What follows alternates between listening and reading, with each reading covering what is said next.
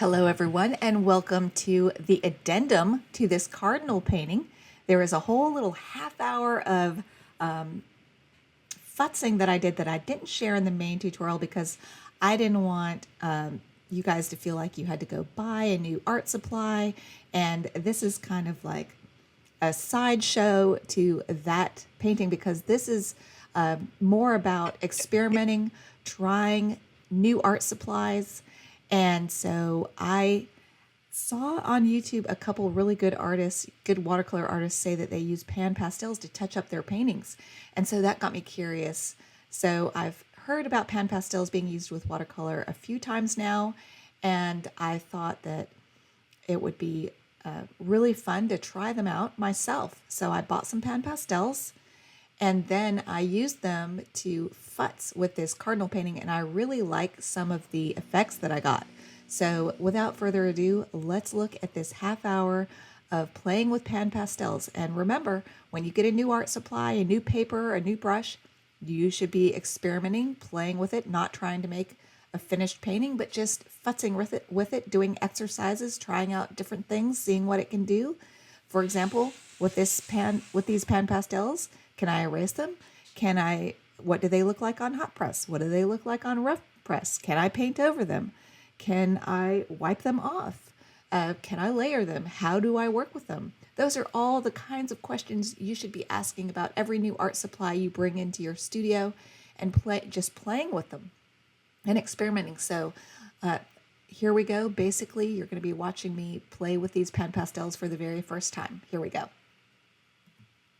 Folks, we are going to try out pan pastels. I've been hearing a lot of artists here and there talk about using pan pastels on their work, and you can't really tell that it's not watercolor, apparently. Then I got these soft, they're just pan pastel applicators. Use some of these doohickeys. Oh, they kind of look like makeup applicators. Neat. I think I'll use this. Just want to fun. Ta-da! Okay, now let's see what colors I got. I don't even remember what colors I got. This is like opening Christmas present. Oh, good, white. I was thinking, oh, I hope I got white and black. So I got the two basics, and then I was thinking what these would be good for is adding pops of color on top of things. So when I bought them, that's what I was thinking is obviously black and white, but then, you know, some color pop colors. Look at those. Ooh, that'll be fun. And this is the thing with pan pastel. You can apparently paint, quote unquote, paint with pastel, and then you can paint watercolor over it. So this is what you should do when you get new watercolor supplies. It's just play with them and see what they can do. Probably not on an actual painting. Better on a scrap.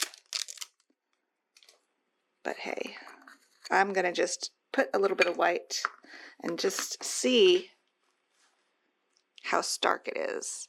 Okay. So just in an unimportant area, I'll put it, you know, right there. And maybe,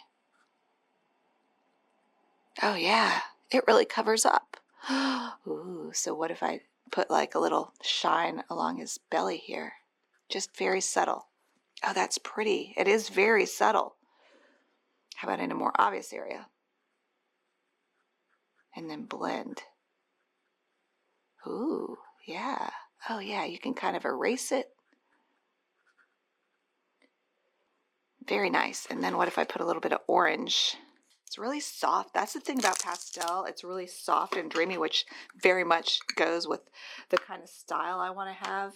All right, I don't want to mix up my white thing with orange, so I think I'll get another one of these. They're like very much like makeup applicators. Let's see what this looks like. Oh yeah, fun. So I can add back in some warms. Neat. How much does it sit on top of? That's really cool. What if I put a little, oh yeah, Really fun. Really, really fun. And then what I really want to see is what if I put some vibrating green highlight on this red. I definitely want to try the red or the green with the red. Not any green either, a bright chartreuse, you know, think pops of color, not tons of color. Let's try this. How fun is this, right?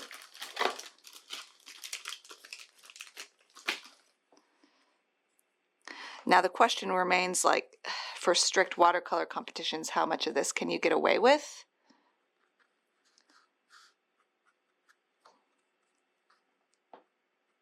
I just want to pop of green.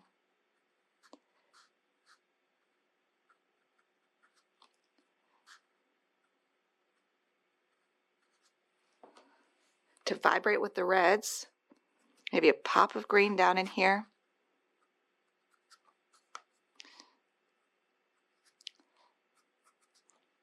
Just a little bit to vibrate.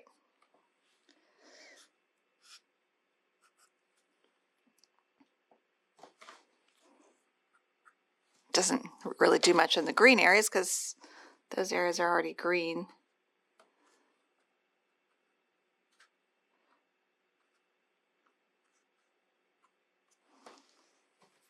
It's kind of fun. All right, and then how about some, let's see what this pink looks like. I don't think it'll look like much because it's too similar to the color of the red.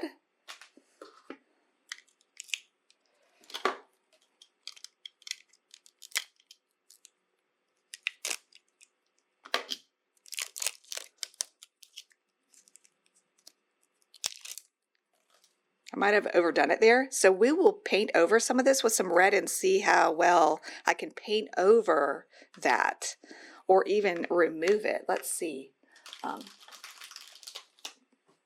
We definitely want to know the answers to all these questions. How much can I remove?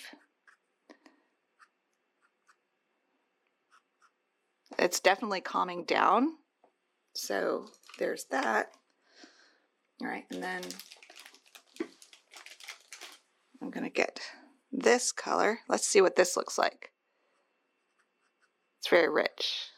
Oh, that's fun. It adds a little bit of color variety too.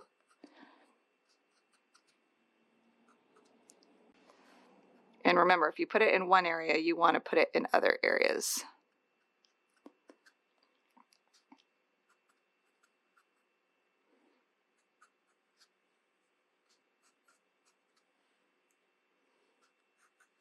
Fun. That's just fun, you know?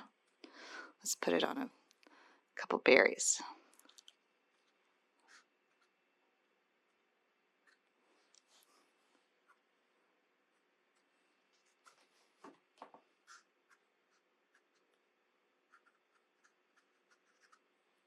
Okay, cool. I just want to bring my red back for these areas. Let's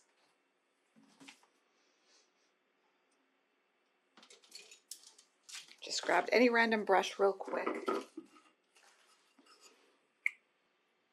Okay, so let's get some pretty pure red, right? Getting about milk consistency. This is my Princeton Aqua Elite 4 long round, which I haven't used this brush in forever because the point's gotten kind of raggedy. Then I'm going to blot my heel like I like to do. And let's see, where can we paint back over? Oh yeah, it paints right back over it. Neat.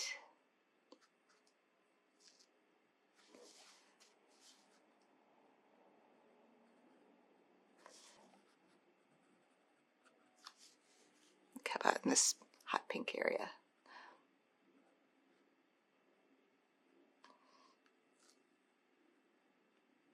Oh, that's really, really interesting. How about if I go over it with clear, clean water? What if I want to calm down all this green? Just a little.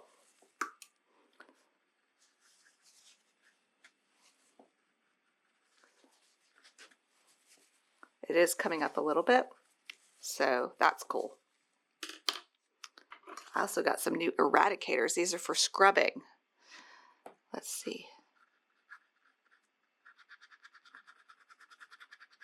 What if I just want to incorporate this area a little bit more and just make it more delicate? All right, so I'm just adding some white, and notice I'm making a light on light edge here. I'm using my pan pastel to create our Rembrandt edge of light bird on light background. And then I thought it would be nice to make more of a gradient from red to orange to white. I do wish I had yellow because that would be even better. And I'd love to see if I could blend these, like if I put some yellow and white pan pastel together, could I make a light yellow? And here I'm just um, adding some color variety in some of the darker purples with this magenta color, just playing with it. And some of my spatters I thought got a little too dark.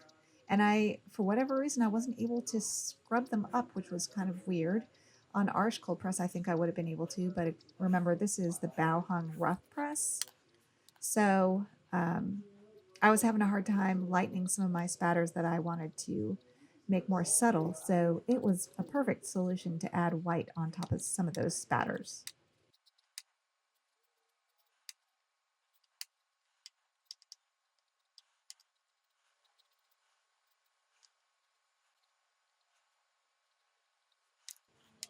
Also, I noticed that when I put little dots of white over the bird, it looked a lot like the bokeh effect. So I really want to do a bokeh effect painting with this. I think it would be really beautiful.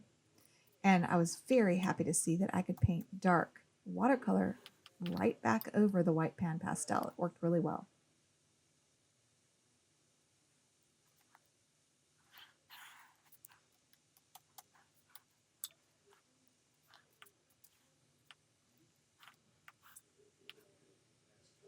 And adding a little bit more green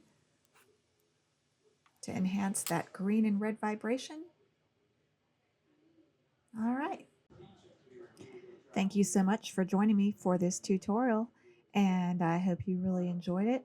And just a few notes about this use of pan pastel. Just know that if you're trying to enter big national or international shows, just make sure that the pan pastel is allowed, like the Transparent Watercolor Society wouldn't allow it. But otherwise, if you're just painting for a client or for yourself or just for fun, I don't think anyone's going to care if you use this pan pastel. So it's just one more tool to put in your toolbox to make little fixes and maybe even do some mixed media pieces because it's just plain fun to play with this pan pastel. It has a beautiful effect. It's really soft and I really enjoyed using it. And you will be seeing it again in more tutorials, I'm sure. And I'd love to hear from you what you think of using the pan pastel. And until next time, go watercolor your world. Bye, everybody.